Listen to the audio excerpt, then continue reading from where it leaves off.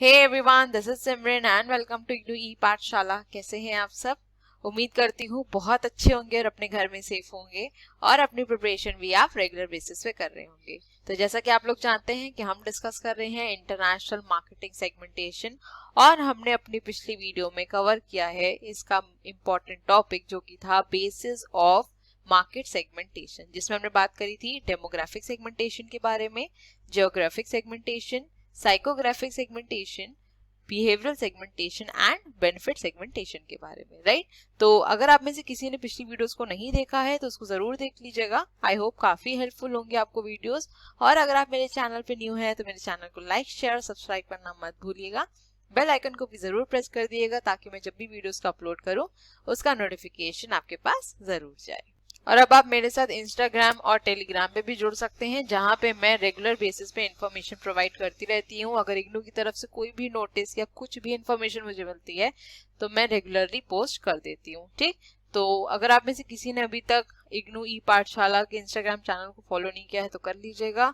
और पीडीएफ्स की जहां तक बात रही तो वो मैं टेलीग्राम चैनल पे ही प्रोवाइड करूंगी, ठीक है? तो इग्नू स्क्वाड को सब्सक्राइब करना मत भूलिएगा। चलिए बिना किसी देर के हम अपने सेशन को स्टार्ट कर लेते हैं। ये डायग्राम आपको आई होप याद होगा क्योंकि ये हम ऑलरेडी डिस्कस किए थे। यहाँ मैंने इसलिए इंक्लूड किया क्योंकि मुझे आपको यहाँ पे कुछ समझाना था, ठीक? देखिए, जब हमने इस डायग्राम के बारे में बात करी थी तो मैंने आपको ये बताया था कि ये एक प्रॉपर प्रोसेस होता है ना? पहले सेगमेंटिंग होती है, देन टारगेटिंग होता है और उसके बाद होती है पोजिशनिंग। तो हम सेगमेंटिंग वाला पोर्शन कवर कर चुके हैं, राइट? अब मार्केटर क्या करेगा, इस सेगमेंट को जो उसने डिवाइड कर लिया है अब उसमें वो टारगेट करेगा किसी एक पर्टिकुलर कस्टमर सेगमेंट को, ठीक? जो उसने डिफरेंट सेगमेंट्स बनाए हैं, कुछ किड्स के बनाए, कुछ एडल्ट के बनाए, कुछ ओल्ड एज पीपल बनाए। अब वो डिसाइड करेगा कि उसे पर्टिकुलरली किसे टारगेट करना है, ठीक है? तो आज हम सबसे पहले डिस्कस करेंगे कि टारगेटिंग क्या होता है, okay? So segmenting is the process by which groups of consumers with similar wants and needs are identified. After segmentation, the next step is to study each of the segments carefully and identify one or more segments where company can focus its marketing efforts. This process is called targeting. So अगर मैं simple words में बात करूं तो targeting का सीधा सीधा यही मतलब है कि जब मार्केटर ने डिसाइड कर लिए अपने डिफरेंट कंज्यूमर सेगमेंट्स, उसके बाद वो हर एक सेगमेंट को प्रॉपरली एनालाइज करेगा, उसको स्टडी करेगा और देखेगा कि उस पर्टिकुलर सेगमेंट की क्या नीड्स हैं, क्या डिजायर्स हैं, ठीक? और उस अकॉर्डिंग अपने प्रोडक्ट्स को प्रोड्यूस करेगा। लेकिन यहाँ पे ये भी आइडेंटिफाई करना जरूरी है कि वो सेगमेंट सिर्फ एक नहीं होने चाहिए, एक से ज्यादा सेगमेंट होने चाहिए। क्यों? क्योंकि अगर फ्यूचर में कभी पर्टिकुलर सेगमेंट इतना फ्रूटफुल नहीं होता है, वो इतना रेवेन्यू नहीं जनरेट करवा पाता है तो बिजनेस लॉस में चला जाएगा, राइट? तो मार्केटर को हमेशा एक से ज्यादा सेगमेंट पे फोकस करना चाहिए, okay? Thus, targeting is the act of evaluating and comparing the identified groups and then selecting one or more of them with the highest potential. A marketing mix is then devised to provide the organization with the best return on sales while simultaneously creating the maximum value of consumers. So, targeting is basically comparing the different consumer segment group, okay, and identifying the most suitable segment, or I should say the highest potential consumer segment group. Now, the particular segment which is selected by the marketer should not be just limited to one, okay? It should be more than one so that if any loss occurs in future, this loss can be compensated by the other potential consumer segment groups, okay? So I hope आपको targeting का मतलब समझ में आ गया। चलते हैं next slide पे। Next है हमारा criteria for targeting. So there are 3 basic criteria for assessing opportunity in the international target market. These criterias are first, current size of the market segment and anticipated growth potential. तो सबसे पहला criteria है हमारा current size of market segment, right? तो सबसे पहले business organisations को ये एनालाइज करने की जरूरत है कि जिस मार्केट में वो अपने प्रोडक्ट को निकालने जा रहे हैं वो मार्केट कैसी है, ठीक? वो मार्केट लार्ज इन साइज है, स्मॉल इन साइज है, या फिर उस मार्केट में इतना पोटेंशियल है कि वो बिजनेस ऑर्गेनाइजेशंस को रेवेन्यू जनरेट करवा पाएगी, उनको प्रॉफिट दे पाएगी। ठीक है, सबसे पहले ये चीज एनालाइज करना जरूरी है, क्योंकि कोई भी बिजनेस है अगर वो स्टार्ट किया जाता है तो वो इसी चीज को सोच के किया जाता है कि ये मार्केट मुझे कुछ ना कुछ बेनिफिट देगी, है ना। नेक्स्ट है, अगर मार्केट में अभी अपॉर्चुनिटीज इतनी ज्यादा नहीं है, जैसे अभी अगर मैं बात करूं इस टाइम की कोविड-19 की सिचुएशन, तो इस टाइम पे मार्केट बहुत खराब चल रही है, लेकिन हमको ये फोरकास्ट करने की भी जरूरत है कि क्या अगर अभी मार्केट खराब है तो फ्यूचर में क्या ये हमको कभी ग्रोथ दे पाएगी। तो हर एक पॉइंट को एनालाइज करने की जरूरत है। ठीक, नेक्स्ट पॉइंट है हमारा कंपटीशन। अब कोई भी बिजनेस ऑर्गेनाइजेशन है, अगर वो एक पर्टिकुलर कंज्यूमर सेगमेंट को टारगेट करने की सोच रहा है तो उसको सबसे पहले ये देखना पड़ेगा कि उस पर्टिकुलर कंज्यूमर सेगमेंट में कंपटीशन कैसा है, कैसे कॉम्पिटिटर्स हैं, कंज्यूमर्स का क्या फीडबैक है कॉम्पिटिटर्स के प्रोडक्ट्स को लेके, ठीक है, और कॉम्पिटिटर्स किस तरह से अपने कंज्यूमर्स को पर्सुएट करता है कि वो उसके प्रोडक्ट लेने के लिए अट्रैक्ट हो जाते हैं। ठीक है, तो इन सब पॉइंट्स को भी कंसिडर करना पड़ेगा जब भी कोई बिजनेस ऑर्गेनाइजेशन कोई एक नए सेगमेंट में एंटर करता है तो। ठीक, नेक्स्ट पॉइंट है compatibility of the target with the company's overall objectives and the feasibility of successful reaching it। सबसे पहले हमने क्या बात करी कि मार्केट का साइज कैसा है, वो स्मॉल है या लार्ज है। ठीक, फिर हमने बात किया कि मार्केट में कैसा कंपटीशन प्रिवेल कर रहा है। ठीक, अब मानते हैं कि जो कंपटीशन है वो है, लेकिन इतना ज्यादा कंपटीशन नहीं, इतना सीवियर कंपटीशन नहीं है कि कोई बिजनेस ऑर्गेनाइजेशन उसमें ग्रो ना कर सके। ठीक, अब कोई बिजनेस फर्म ने अगर अब डिसाइड कर लिया है कि वो एक पर्टिकुलर कंज्यूमर सेगमेंट में एंटर करना है उसे, तो अब उसे डिसाइड करने पड़ेंगे उसके लिए रिसोर्सेज। ठीक है, उसको मार्केटिंग स्ट्रैटेजीज लगानी पड़ेगी, प्रोडक्ट को प्रमोट भी करना पड़ेगा, तो डिफरेंट रिसोर्सेज उसको इन्वेस्ट करने पड़ेंगे एक पर्टिकुलर प्रोडक्ट को लॉन्च करने में। ठीक है, तो इसीलिए बिजनेस फर्म्स अगर कोई भी कंज्यूमर सेगमेंट को सेलेक्ट करती हैं तो उसे प्रॉपरली एनालाइज और स्टडी करना जरूरी है, क्योंकि ये इन्वेस्टमेंट इररिकवरेबल इन नेचर होता है, मतलब कि इसको कभी भी रिकवर नहीं किया जा सकता, वापस नहीं लिया जा सकता है। ठीक है, सो आई होप यहाँ तक ये क्लियर हो गया। चलते next slide. Now next is targeting strategies. तो टारगेटिंग स्ट्रैटेजीज बेसिकली 3 पार्ट्स में डिवाइडेड है। ठीक है, एक है हमारी अनडिफरेंशिएटेड इंटरनेशनल मार्केट टारगेटिंग, दूसरी है हमारी डिफरेंशिएटेड मार्केट टारगेटिंग, और तीसरी है कॉन्सेंट्रेटेड इंटरनेशनल मार्केट टारगेटिंग। ठीक है, तो एक एक करके इनको समझ लेते हैं। सबसे पहले डिस्कस करते हैं undifferentiated international market targeting. So as the name suggest, undifferentiated market targeting means that the marketing strategy which is practiced in the market is equal for all the people. Okay, here the consumer segments are not divided on the basis of their taste and preferences. Basically mass marketing has been performed in this particular targeting. Okay, undifferentiated market का ये मतलब हो, जैसे कि आपको नाम से समझ में आ रहा होगा, अनडिफरेंशिएटेड मतलब कि डिफरेंस नहीं करना। ठीक है, तो इस पर्टिकुलर मार्केट में जो भी प्रोडक्ट बनता है वो सिंगल प्रोडक्ट होता है और वो वर्ल्ड वाइड सेल किया जाता है। यहाँ पे कोई भी सेगमेंट नहीं बनाया जाता है, कोई भी एक पर्टिकुलर सेगमेंट की नीड्स और डिजायर्स को फुलफिल नहीं किया जाता है। एक जनरल वे में एक तरह से कहूँ तो मास मार्केटिंग की जाती है यहाँ पे। ठीक है, सोसाइटी एज अ होल को कंसिडर करके जो मार्केटिंग की जाती है वो होती है इनडिफरेंशिएटेड target marketing.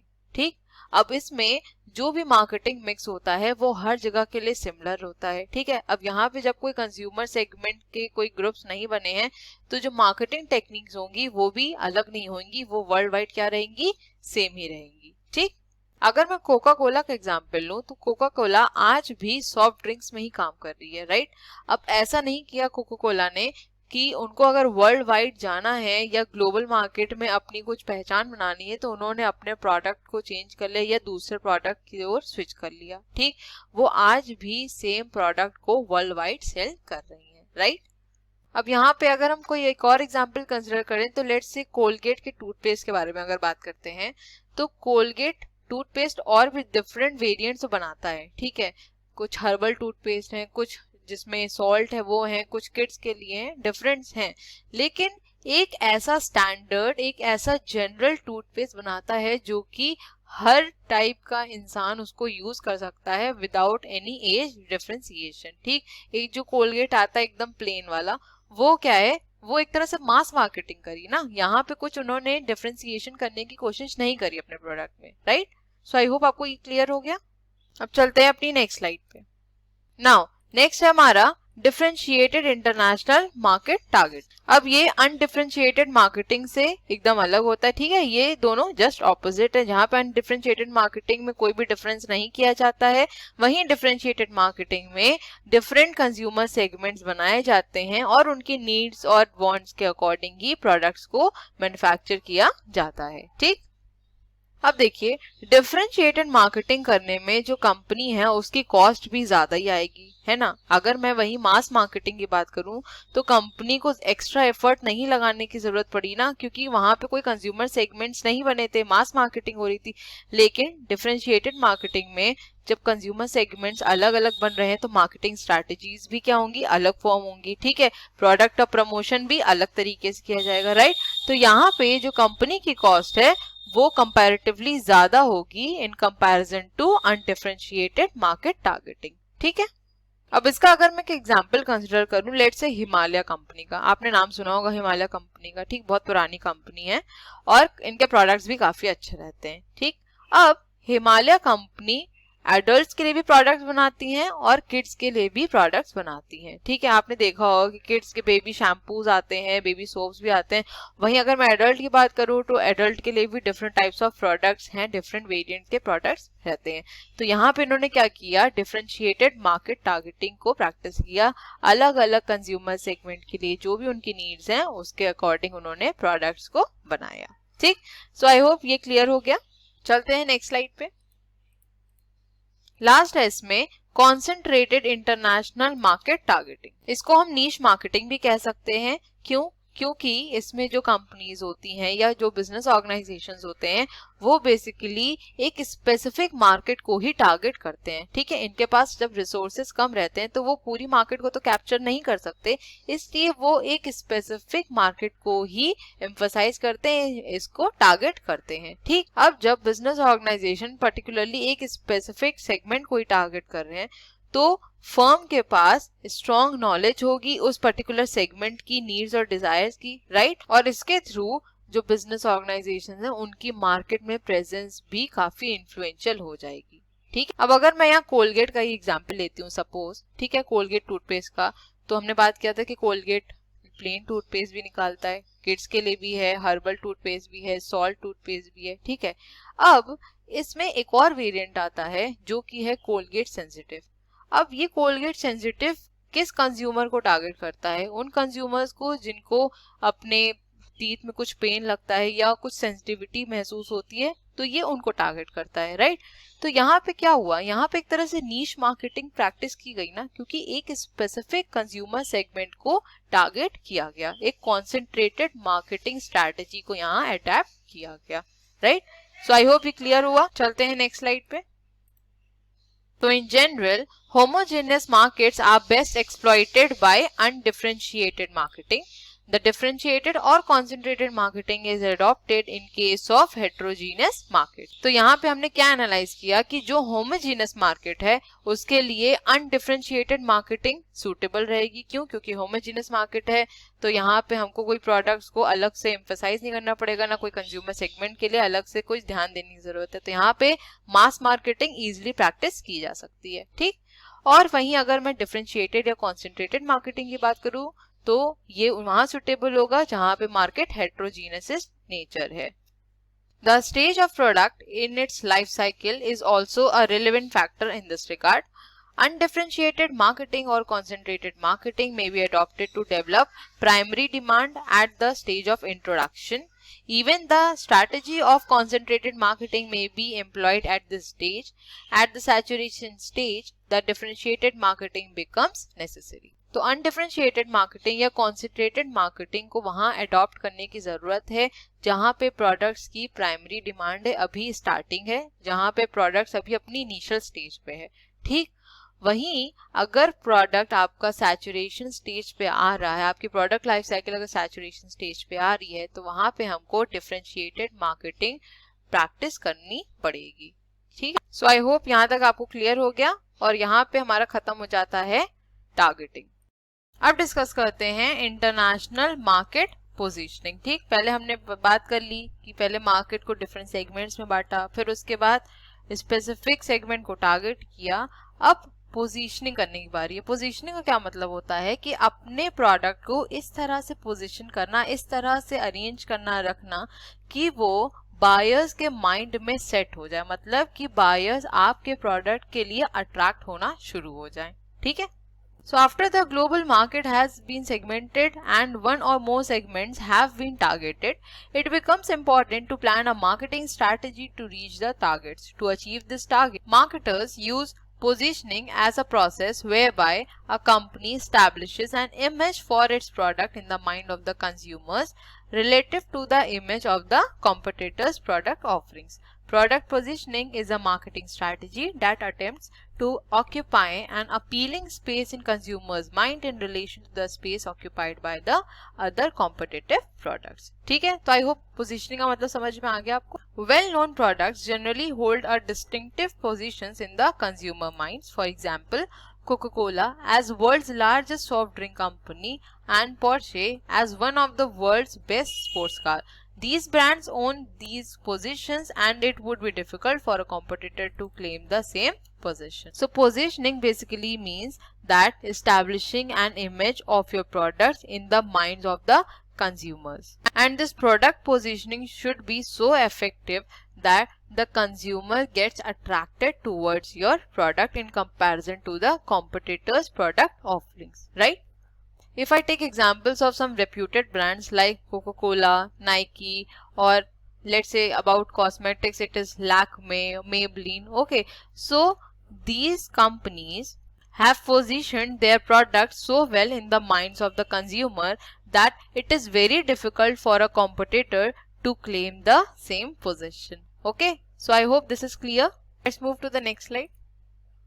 Now, there are two approaches to position a product in the market. Okay, first is head-to-head positioning and next is differentiation positioning. अब देखिए, हेड टू हेड पोजीशनिंग का क्या मतलब हुआ कि इसमें जो कंपनीज होती हैं वो अपने कॉम्पिटिटर से डायरेक्टली compete करती हैं। ठीक है, वो भी सेम प्रोडक्ट एट्रीब्यूट में, मतलब सेम प्रोडक्ट में और सेम टारगेट मार्केट में। ठीक, अगर मैं एग्जांपल लूं, यहाँ पे जो लिया है मारुति बलेनो कार और होंडा सिटी का। ठीक है, तो यहाँ पे हमने क्या देखा कि सिमिलर प्रोडक्ट एट्रीब्यूट क्या हुआ, यहाँ पे हमारी कार हो गई। ठीक, और सेम टारगेट मार्केट होती है, मतलब जो कंज्यूमर सेगमेंट जो कि कार खरीदना चाहता है या उसकी रिक्वायरमेंट है कार की, उसी पर्टिकुलर मार्केट को टारगेट कर रही है। ठीक, तो ये होती है हमारी हेड टू हेड पोजीशनिंग।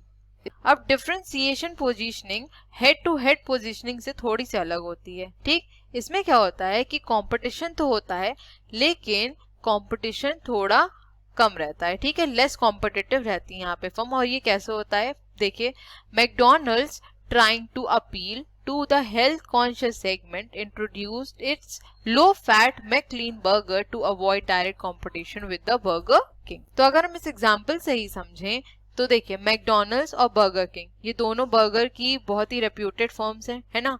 तो यहाँ पे एक तरह से आप देखें तो हेड टू हेड पोजीशनिंग हो गई, लेकिन यहाँ पे मैकडॉनल्ड्स ने क्या किया, इस कंपटीशन को थोड़ा रिड्यूस करने के लिए या कट करने के लिए इन्होंने टारगेट करना शुरू किया हेल्थ कॉन्शियस सेगमेंट को, और इन्होंने उस टाइम पे हेल्थ कॉन्शियस सेगमेंट के लिए अलग बर्गर इंट्रोड्यूस किया जो कि था हमारा लो फैट मैक्लीन बर्गर। ठीक, अब लो फैट मैक्लीन बर्गर को इंट्रोड्यूस करने का मेन मोटिव यही था कि कंपटीशन को कहीं ना कहीं रिड्यूस करा जा सके।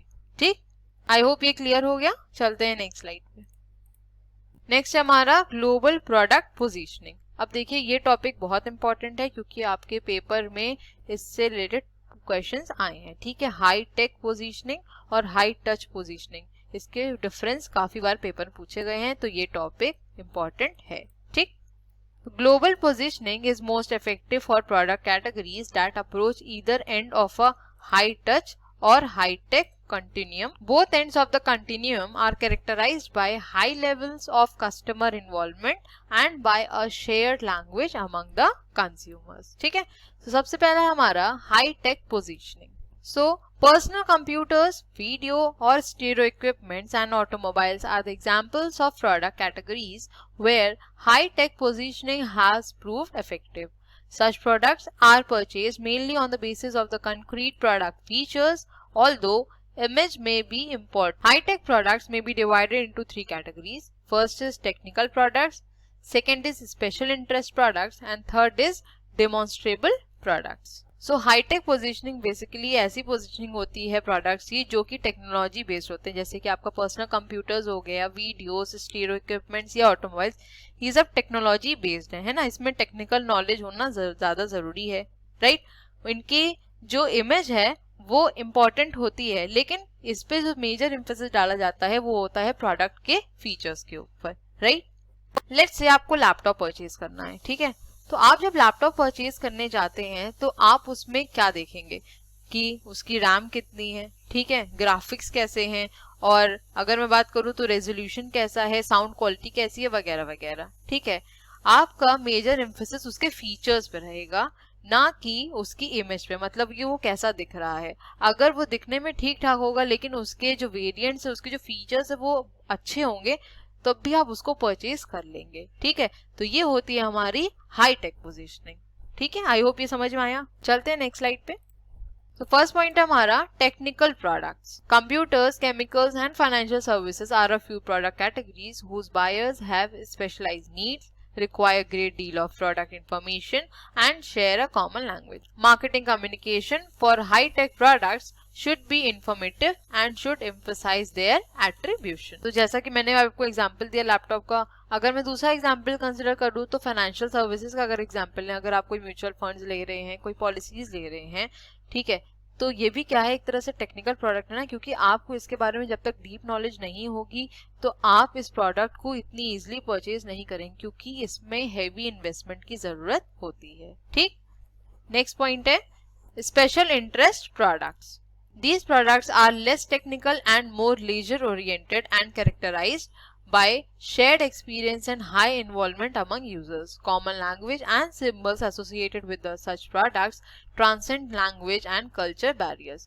Adidas sports equipments and Canon cameras are examples of successful global special interest product. So special interest products कौन से होते हैं? ऐसे प्रोडक्ट्स जो कि ज्यादा टेक्निकल बेस्ड नहीं होते हैं, बल्कि वो लेजर बेस्ड ज्यादा होते हैं, मतलब जो इंसान अपने फ्री टाइम में जिसको एंजॉय कर सकता है, ऐसे प्रोडक्ट्स है, ठीक। फॉर एग्जांपल कैनन के कैमरास हो गए या फिर एडिडास के स्पोर्ट्स इक्विपमेंट्स हो गए। सो ये सब क्या है, हमारे स्पेशल इंटरेस्ट प्रोडक्ट्स है, okay. Next point is products that demonstrate well. Products that speak for themselves in advertising of features and benefits can globally well positioned. For example, a Polaroid instant camera is highly demonstrable and is a successful global product. तो आप सबने Polaroid instant camera के बारे में सुना होगा, हो सकता है आप में से कई लोगों ने यूज भी किया होगा, देखा भी होगा। अगर जिनको नहीं पता उनको मैं बता दूं, Polaroid instant कैमरा ऐसे कैमरास होते हैं जिसमें आप फोटोज क्लिक करिए और विद इन सेकेंड्स आपको फोटोज डेवलप होके मिल जाती हैं, ठीक है। तो ऐसे प्रोडक्ट्स को आपको डेमोन्स्ट्रेट करने की जरूरत नहीं होती, उनको प्रॉपरली एडवर्टाइज करने की जरूरत नहीं पड़ती है, ठीक। ये प्रोडक्ट्स खुद को ही एडवर्टाइज कर सकते हैं और अपने बेनिफिट्स खुद ही बता सकते हैं, ठीक है।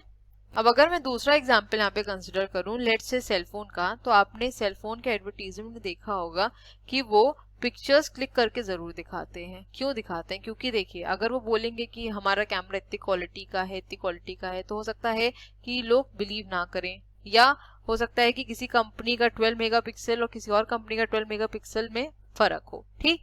तो इसीलिए वो पिक्चर्स को क्लिक करके दिखाते हैं कि आपको विजुअलाइज हो जाए, आप सही से देख सकें कि किसकी क्वालिटी ज्यादा बेटर है। तो यहाँ पे उनको कुछ बोलने की जरूरत नहीं पड़ी वर्बली, है ना। जो प्रोडक्ट है उसने खुद को ही प्रॉपरली डिमॉन्स्ट्रेट कर दिया, एडवर्टाइज कर दिया, ठीक। सो आई होप ये क्लियर हो गया। चलते हैं नेक्स्ट स्लाइड पे। Next is high touch positioning. Marketing of high-touch products requires less emphasis on specialized information and more emphasis on the image.